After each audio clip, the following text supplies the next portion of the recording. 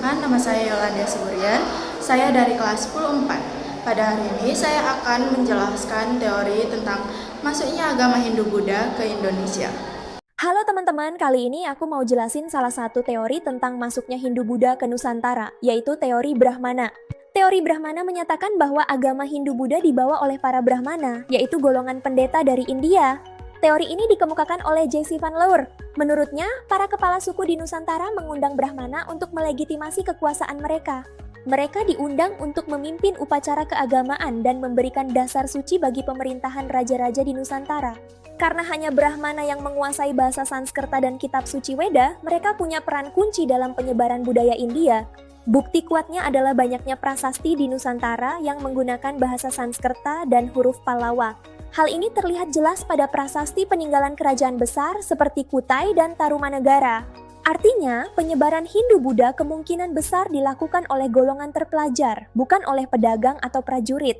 Walaupun masih diperdebatkan, teori Brahmana tetap jadi dasar penting sejarah seru, teori kesatria tentang masuknya Hindu-Buddha ke Nusantara. Mari kita mulai. Teori ini dikemukakan oleh C.C. Burke pada tahun 1930-an. Ia yakin penyebaran agama ini dilakukan oleh kaum militer. Menurut teori ini, para kesatria atau bangsawan India datang ke sini untuk mencari kekuasaan sekaligus menyebarkan agama.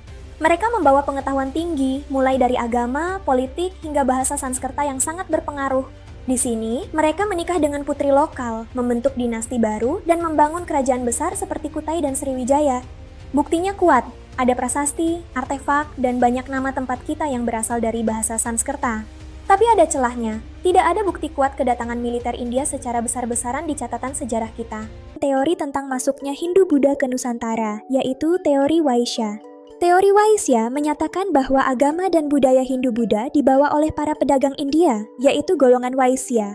Teori ini dikemukakan oleh N.J. Crom. Menurutnya, hubungan dagang India-Nusantara yang lama membuka jalan penyebaran budaya. Para pedagang tidak hanya membawa rempah-rempah, kain, dan perhiasan, tapi juga ajaran agama dan kebudayaan India. Karena perdagangan terjadi terus-menerus, interaksi sosial semakin erat, sehingga ajaran Hindu-Buddha berkembang di pesisir.